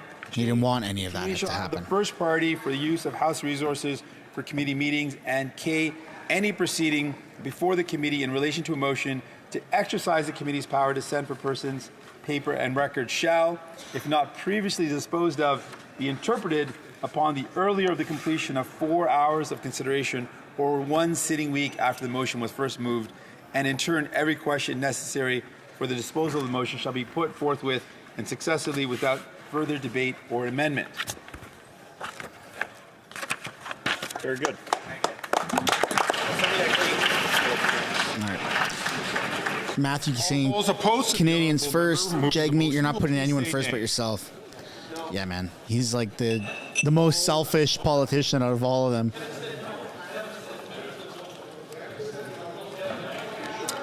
Jordan with a reminder that the Liberals are talking about abusive consensus for extraordinary powers. And Joe with the 10 saying Freeland about to cha-cha-cha all over.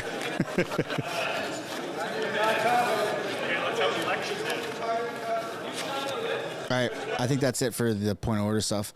Guys, I gotta pretty much go right now. It's my daughter's birthday here in in a few days, turning 2 years old. So I'm on dad duty, and I gotta go start prepping for that. But I appreciate everybody tuning in today. This was phenomenal. Pretty good turnout.